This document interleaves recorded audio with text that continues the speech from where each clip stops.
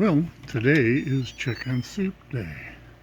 So you can see here that I've added a couple of pieces of chicken, and I've also added a bottle of concentrated broth and a bottle of water. And so now I'm going to put the lid on. There we go. And I'm going to set to pressure cook. And I've already set for 10 minutes. So we'll be doing 10 minutes of cooking and about probably 15 minutes of natural release.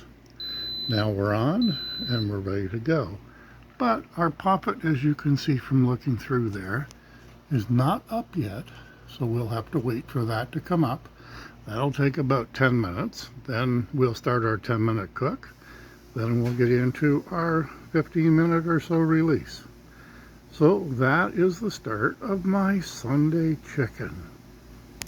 So just a few minutes ago, where little poppet came up, and we're on a 7-minute countdown now from the 10 that we started at. So that'll be like a 10, 9, 8, 7, 6, 5, 4, 3, 2, 1 count on our chicken cooking. And over in here, you can see that I have made up my onion. I just rough chopped that to go in with our soup.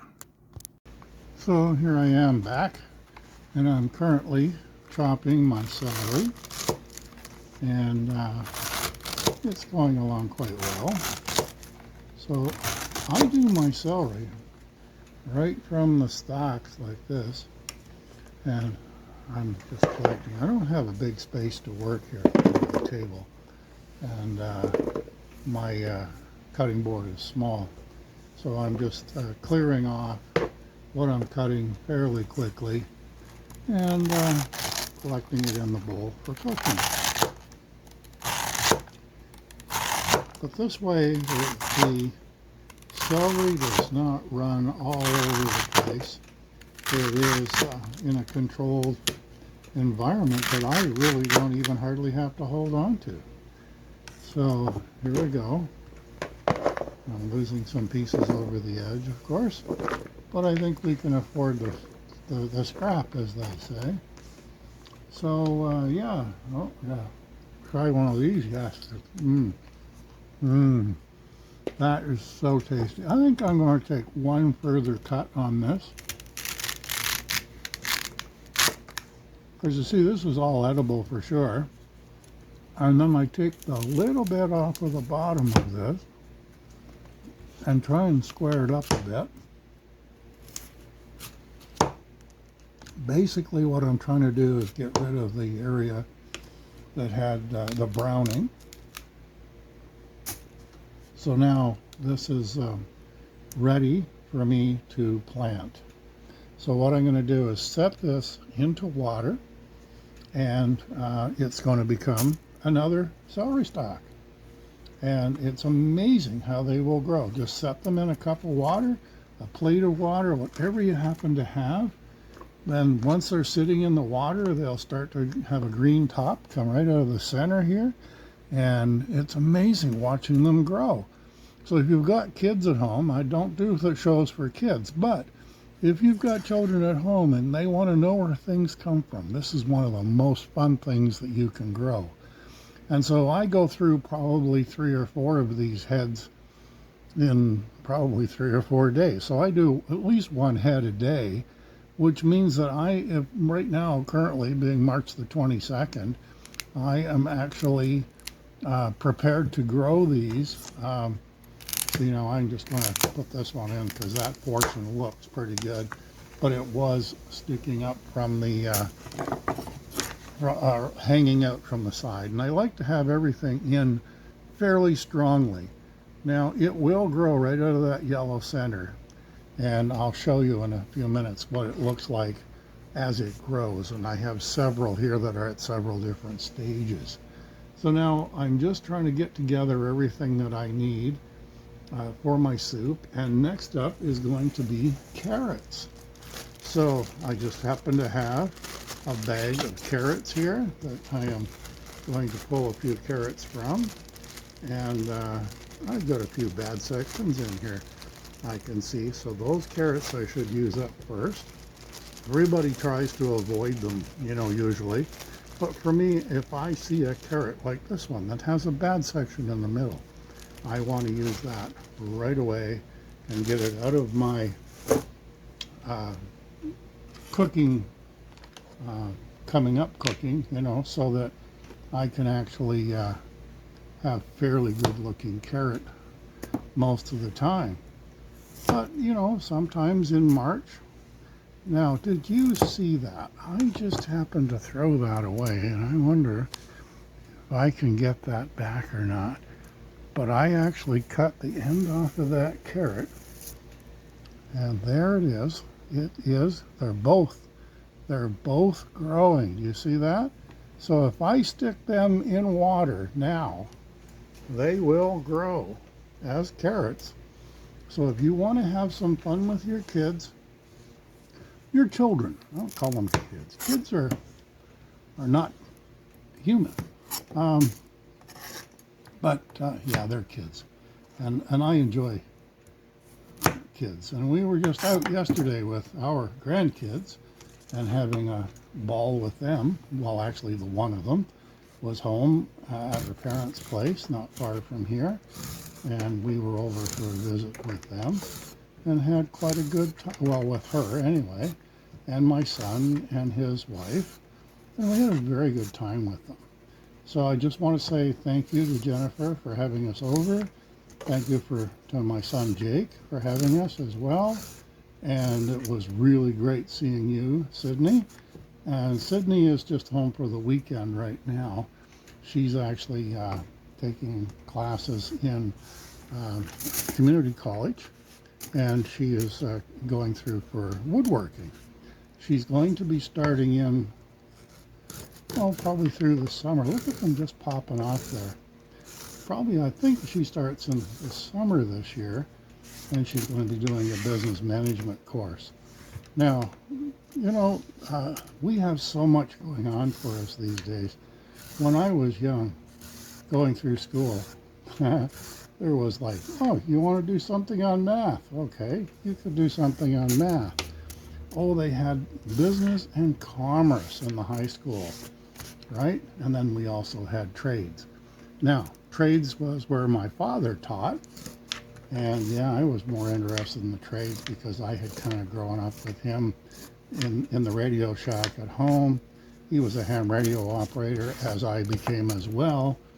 But it was more fun for me than being in the commercial section with the girls learning how to type. So that just should tell you how far back my education comes from. But it wasn't all that bad, really. And like I came out and I got myself a job as an electrician apprentice eventually. Not right away, but eventually. And I got to be an electrician like my father. Since then, I've taught community college level. I enjoy teaching. I enjoy being with my students and seeing the lights come on when they're, when they finally figure out how something works, especially electrical, because electrical is magic for a lot of people. I mean, you go over to the light switch and you touch the light switch and all of a sudden the light comes on. You go like, well, how did that happen? Well, yeah, we have wires. We know we have wires, but we go like, even still, when you deal with a wire, like what actually did that, how'd that circuit work? How did it turn the lights on for you?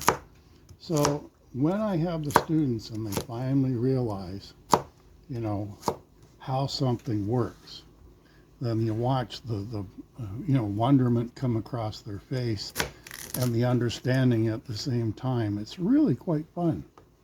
So, yeah, that's probably, and I think my father said the same thing. He taught high school for a lot of years. He did community college when some of the electrical instructors wanted to take their summers off. So he would go in and teach in the local college that we had. And yeah, it's kind of neat that way. So my daughter-in-law teaches at the community college level. I taught at the community college level. My father taught at both high school. I taught high school as well, but I was on the, it's always open season on, as we remember it, the supply teachers.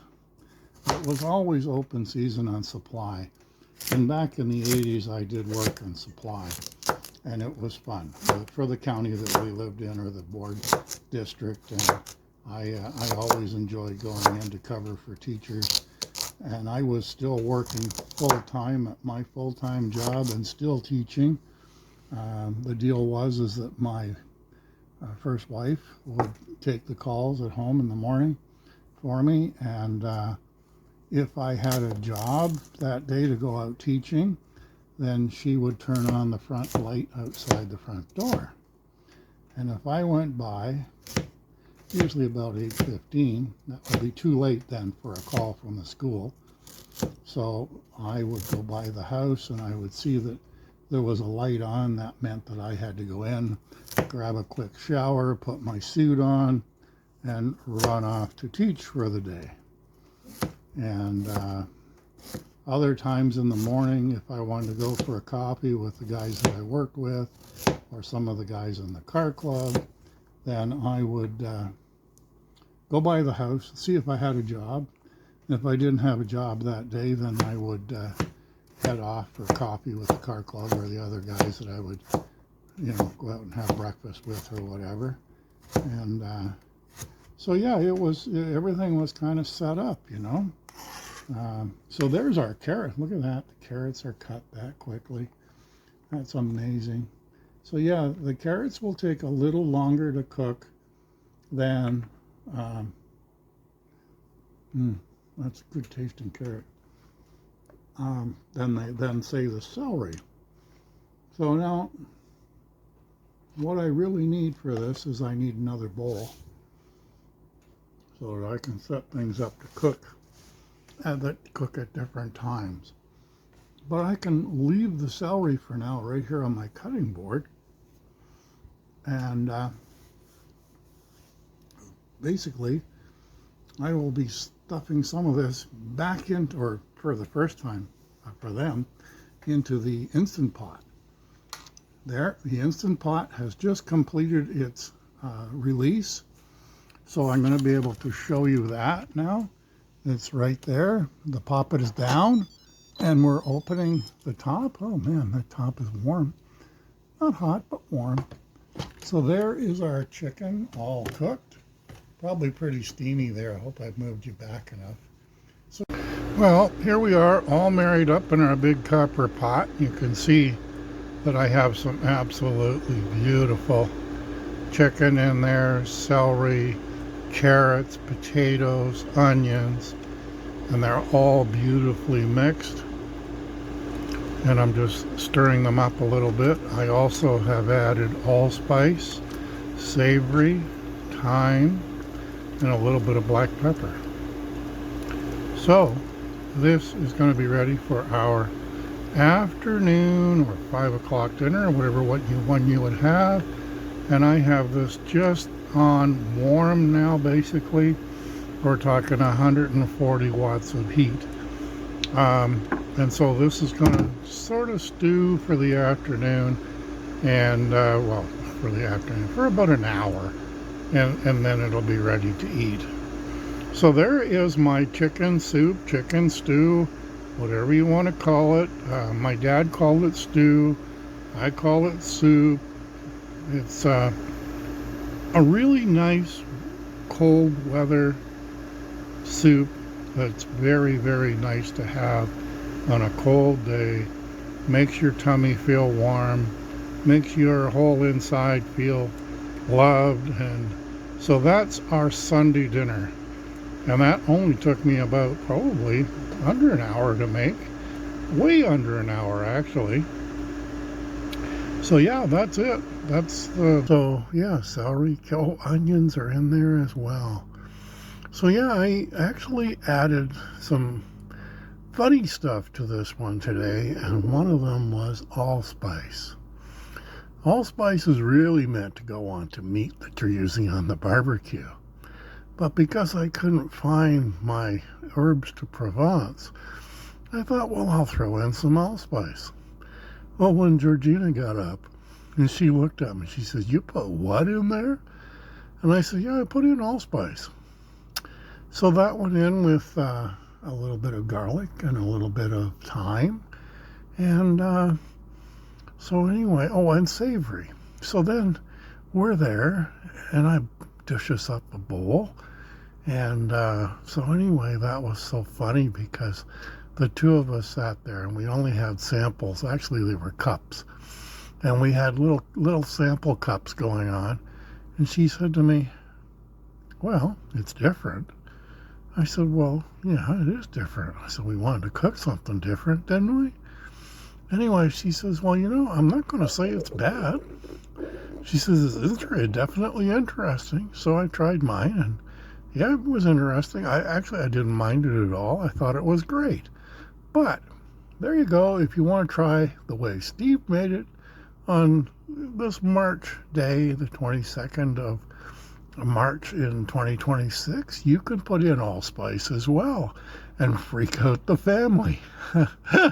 Anyway, I would say that it tastes pretty darn good. And I noticed that she was looking for a second bowl, so I know it's not that bad.